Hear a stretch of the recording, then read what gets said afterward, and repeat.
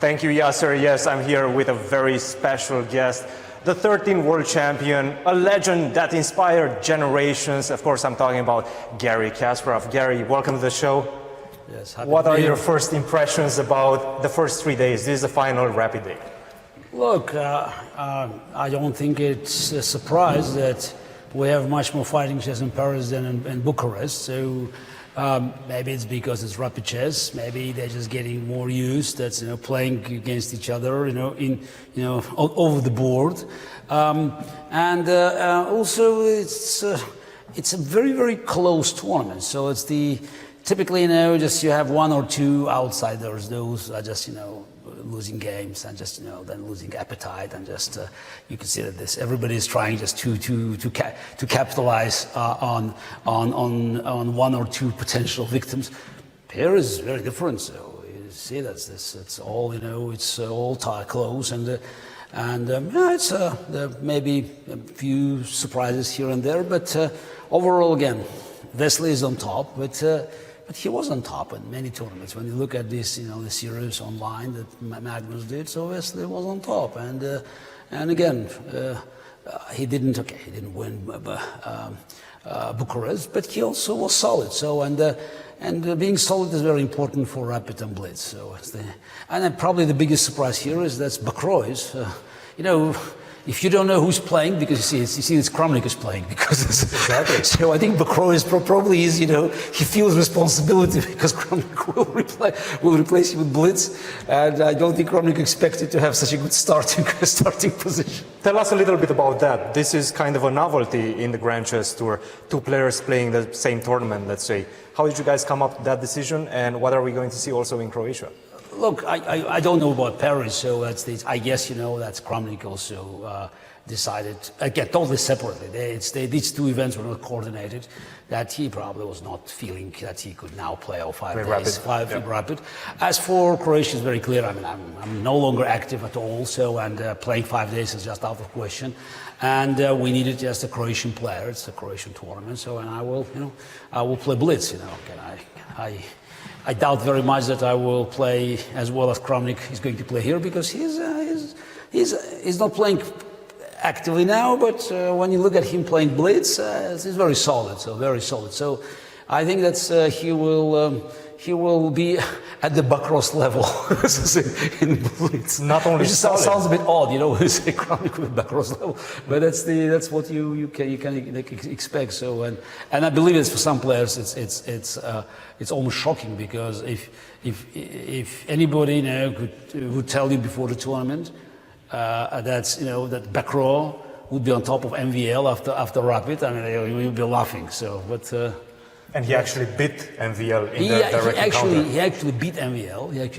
But don't always beat MVL. I mean, anything can happen in one game. But this is not one game. He does it well, and he's now he's not on the top, but he's just it's a very again for Kramnik it will be a very comfortable start. Last time I saw you was in Bucharest, and now only in the third day. What have you been doing in the meantime?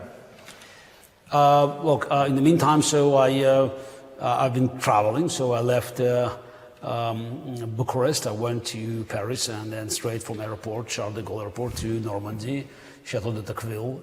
It's a conference organized by the Tocqueville Foundation. This is by direct descendants of Alexis de Tocqueville, and we had.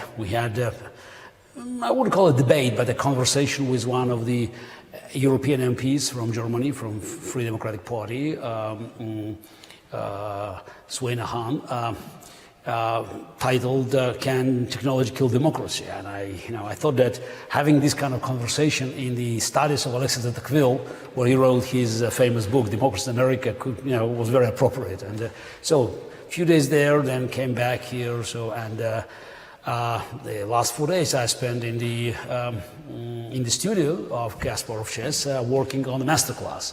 I don't want to reveal too much of that, but eventually we decided just to depart from the old version, so that I did 4 years ago for Masterclass, and it's more like a personal story. So there's a lot of chess there, and also many introductions to the courses recorded by other ambassadors of Kasparov chess.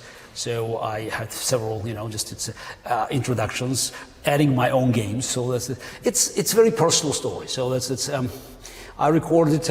It's about 8 hours of recorded time. So I think that's after all the cuts. So you probably end up with about 7 hours. Of hopefully quality presentations, ranging from humans versus machine to my matches with Garry Kasparov, my best games, how life imitates chess, and other topics of great interest.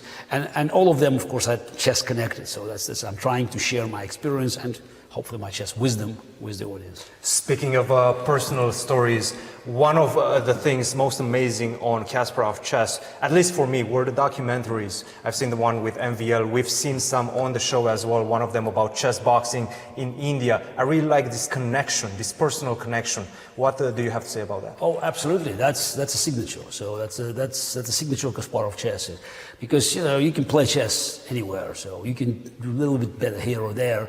So yes, you could do broadcast, but at the end of the day, you need something that makes you different from other platforms, and we have very powerful competition. So we would like to concentrate on personalities and personal stories. So anything we do has this personal touch, personal connection.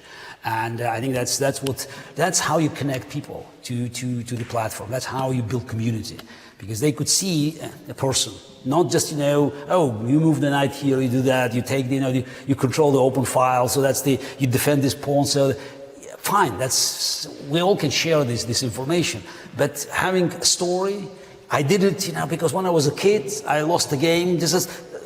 And then I learned, and then I came back. Those are the stories that people appreciate most, and that's one of the lessons of the Queen's Gambit. So the people respond very positively when they see the connection between the person and the chess information this person is communicating to them. I think this is a visionary bridge to the next level of chess platforms.